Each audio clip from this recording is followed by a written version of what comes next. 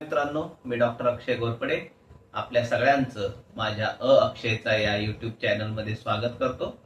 आज आपण खानदेश काव्यप्रबोध या काव्यसंग्रहातील 6वी कविता पाहणार आहोत. खानदेश काव्यप्रबोध हा संग्रह कवयित्री बहिणाबाई चौधरी उत्तर महाराष्ट्र विद्यापीठ जळगावच्या प्रथम वर्ष BA च्या द्वितीय सत्रासाठी अभ्यासक्रमाला आहे. याआधी आपण 5 कवितांचं रसग्रहण आपण पाहिलेलं आहे. आज आपण 6व्या कवितेकडे वळत आहोत आणि ही 6वी कविता आहे ओव्या आईच्या. माया धुप्पड यांची ही कविता आहे आणि माया धुप्पड या सुप्रसिद्ध बाल साहित्य लेखन करणाऱ्या लेखिका म्हणून, कवयित्री म्हणून खानदेशात प्रसिद्ध आहेत.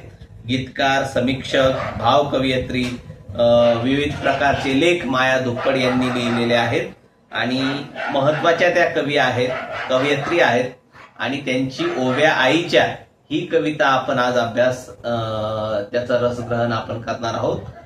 कवयित्री म्हणते, उभे संसाराचे झाड कसे फळते फुलते, मुळे झाडाची बनून आई ओलावा शोधते. उभे संसाराचे झाड कसे फळते फुलते, मुळे झाडाची बनून आई ओलावा शोधते. भर उन्हाळ्यात हाक देते ओल्या पावसाला, भरली ही चंद्रभागा आई नेमाने वाहते. जड नाव संसाराची वादळात डगमगे, झेलून ग हेलकावे आई वल्हे ग मारते. पडे लहान ठिनगी अन फुलती निखारे, विझवती निखाऱ्याला राख बनून झाकते. घनाघाती शब्दातून अर्थ सोन्याचा शोधते, आई संसाराचे गाणे भरल्या गळ्यानं म्हणते. जीवनात तोला तोल सले अंतरात बोल, आई तुळशीचे पान सुख दुःखाशी ठेवते. उभे संसाराचे झाड कसे फळते फुलते, मुळे झाडाची बनून आई ओलावा शोधते. तुझे माझेचे गाराने नात्या नात्यातली दरी, तुझे माझेचे गाराने नात्या नात्यातली दरी. उभ्या भिंतीचे ते तडे आई बळेच सांधते. भर दिवसाही जेव्हा रात उभी काळोखाची, तेव्हा बनून चांदणे आई उजेड सांडते. भाळावरचे ते कुंकू असो अथवा ग नसो, भाळावरचे ते कुंकू असो अथवा ग नसो, तरी संसाराचा बुक्का आई कपाळी लावते. जात करो घर घर किंवा करो कुर कुर, उभ्या जीवनाची ओवी आई म्हणत राहते. उभ्या संसाराचे झड कसे फळते फुलते, मुळे झाडाची बनून आई ओलावा शोधते. मित्रांनो, अतिशय सुंदर अशी ही कविता आहे. या कवितेचा आस्वाद घेताना ही कविता अतिशय मनाला मनमोहक अशा स्वरूपाची कविता आहे. आपल्या हृदयामध्ये घर करून राहते ही कविता आणि कवितेचं शीर्षकच आहे की ओव्या आईच्या. म्हणजे एकंदरीत 10 ओव्यांचा मिळून ही कविता झालेली आहे आणि पहिल्या 2 ओळीची एक ओवी असं आपण या संदर्भात म्हणू शकतो. आणि अतिशय सुरेख स्वरूपाची ही कविता आहे की कवयित्रीने ओव्या आईच्या गायलेल्या आहेत. मित्रांनो, आई ही आपल्या संपूर्ण जीवनाला व्यापून राहणारी असते. मुळात ही कविता एका स्त्रीचं चित्रण करणारी कविता आहे. मित्रांनो, स्त्री जी आहे ती स्त्री आपल्या एकाच आयुष्यात अनेक आयुष्य जगत असते किंवा अनेक पात्र ती निभावत असते. ती मुलगी असते, ती बहीण असते, ती आई असते, ती आत्या असते, ती मावशी असते. म्हणजे अनेक पात्र जी आहे ती कधी सासू होते, ती कधी सून होते, कधी मुलगी बनून ती बापाच्या काळजाचा ठाव घेते.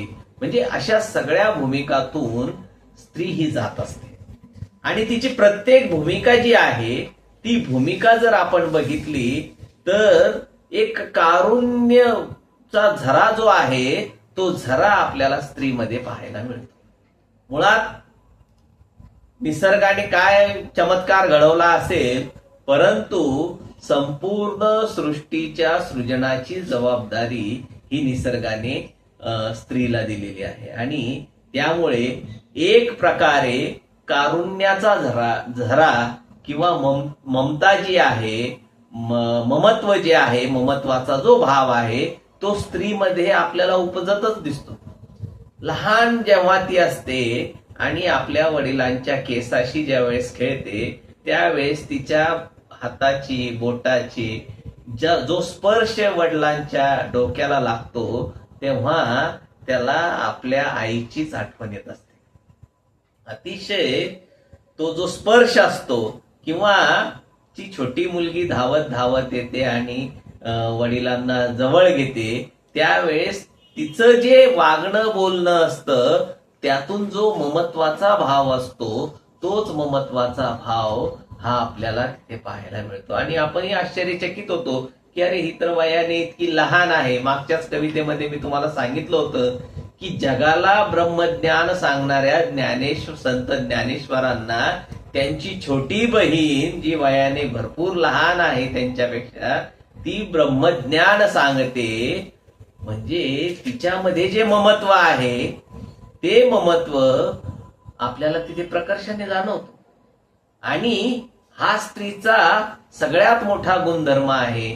आणि हा गुणधर्म म्हणूनच ज्या वेळेस स्त्री विवाहित होऊन एका परक्या घरामध्ये संसार उभा करायला जाते आणि ज्यावेळेस ती आई होते, एखाद्या बाळाला जन्म देते, त्यावेळेस आपल्या मराठीमध्ये फार सुंदर म्हण आहे की स्त्री ही म्हण म्हणण्यापेक्षा एक वाक्प्रचार आपण नेहमी असा करत असतो की स्त्री ही क्षणाची पत्नी आणि अनंत काळाची माता असते. मुळात ती लहानपणापासूनच माता असते. अनंत काळाची माता हा शब्द प्रयोग करताना सुद्धा आपल्याला असं दिसून येईल की ती लहानपणापासूनच ती कुणाची ना कुणाची आपल्या ममत्व भावाने एक मातेसारखी ती काळजी घेत असते. म्हणजे ती माताच असते. आणि अशाच आईचे विविध रूप जे आहेत ते कवयित्रीने या कवितेमध्ये मांडलेले आहेत. मित्रांनो, स्त्री जेव्हा एखाद्या घरामध्ये जाते, लग्न होऊन जाते, त्या घराला ती आपलंसं करते. त्या घराचे सुखदुःख जे आहेत ते सुखदुःख ती सामावून घेते आणि त्या घराला एक घरपण देण्याचं काम जे आहे ते ती स्त्री करत असते. आणि मग तिचा नवरा स्वभावाने हट्टी असो, दुराग्रही असो, प्रेमळ असो, कृतज्ञता भाव असणारा असो किंवा कृतज्ञ भाव असणारा असो, सर्वांशी मात्र ती जुळवून घेते. तिच्या पतीचा स्वभाव कसाही असला तरी ती जुळवून घेते आणि त्याच्या संसाराची नाव काय आहे ती पैलतीरी पोहोचवते. म्हणजे आपल्याकडे फार कवी यशवंतांनी फार सुंदर म्हटलेलं आहे की स्वामी तिन्ही जगाचा, आई विना भिकारी. है ना. आपल्याला जर आईच नसेल किंवा आई नसलेल्या एखाद्याला विचारा तुम्ही, त्याच्याकडे गडगंज संपत्ती असू द्या किंवा संपत्ती नसू द्याई, पण त्याच्याकडे आई नसेल तर त्याला विचारा की आईचं महत्व काय आहे. आणि क्षणात तुम्हाला असं दिसून येईल की त्याच्या डोळ्यामध्ये पाणी तरळलेलं तुम्हाला दिसून येईल. त्याच्या डोळ्यामध्ये सुद्धा एक प्रकारचा समुद्राचा जसा जो एकांतपणा आहे तो पणा तुम्हाला, त्या एकांतपणा जो आहे तो तुम्हाला त्या व्यक्तीच्या डोळ्यामध्ये दिसून येईल. आणि म्हणून या आईचे जे वेगवेगळे रूप आहेत, संसार करत असतानाचे जे रूप आहेत ते रूप कवयित्रीनं आपल्या कवितेमध्ये मांडलेले आहे. पहिल्याच कडव्यामध्ये ती म्हणते, उभे संसाराचे झाड कसे फळते फुलते, मुळे झाडाची बनून आई ओलावा शोधते. संसार जर हे झाड असेल तर त्या संसाराच्या झाडाचं मूळ काय आहे तर आई आहे. एखाद्या व्यक्तीचा संसार हा यशस्वी केव्हा होतो. आणि कवितेतली शेवटची ओळ पहा तुम्ही, शेवटची ओवी पहा तुम्ही, काय म्हणते कवयित्री. जात आदल्या शेवटच्या आधीची ओवी बघा तुम्ही. भाळावरचे ते कुंकू,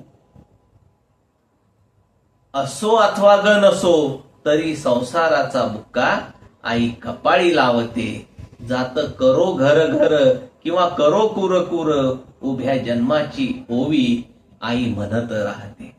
ज्या संसाराच्या झाडाचं मूळ आई बनून राहिलेली आहे, तो संसार एकदा का तिने स्वीकारला तर मग तिच्या कपाळावरचं कुंकू असो अथवा नसो, एखाद्या श्रीमंत घरामध्ये ती असो किंवा एखाद्या गरीब घरामध्ये ती असो, एखाद्या शांत सुस्वभावी घरामध्ये असो किंवा एखाद्या भांडकुदळ असणाऱ्या घरामध्ये का असो, ज्या वेळेस ती स्त्री राहते, ती स्त्री त्या संसाराला आपलंसं करते. केवळ आपलंसं करत नाही मित्रांनो, तर त्या संसाराला एक शिस्त लावते, एक समृद्धी देण्याचा ती प्रयत्न करत असते. आणि म्हणून अशा स्वभावाच्या विविध छटा आपल्याला या कवितेमध्ये पाहायला मिळतात. म्हणजे या कवितेचं वैशिष्ट्य काय आहे, तर आईच्या स्वभावाच्या विविध छटा या कवयित्रीने या कवितेमध्ये मांडलेल्या आहेत. की ती झाडाचं मूळ बनून राहते. घरावर काही संकट आलेलं असेल तर ती स्वतः पुढाकार घेऊन त्या संकटाशी सामना करते. म्हणजे संसार जरी वादळात डगमगू लागला तरी त्या हेलकावे खाणाऱ्या संसाराला आई वल्हे मारत मारत संसाराची नाव पैल तीरावर नेते. किंवा आई काय म्हणते कवी, की आई नेमाने वाहते. चंद्रभागेनुसार आई नेमाने वाहते. म्हणजे पुन्हा पहा मित्रांनो, की ज्यावेळेस संसारामध्ये काही अडचण आलेली असेल तर आई नेमाने वाहते. म्हणजे काय करते, तर आई काटकसर करून स्वतः कुठेतरी कामाला जाऊन तो संसाराचा गाडा व्यवस्थित पैलतीरी नेण्याचा ती प्रयत्न करत असते. आणि एवढंच नाही मित्रांनो, तर समाजात राहत असताना, समाजात वागत असताना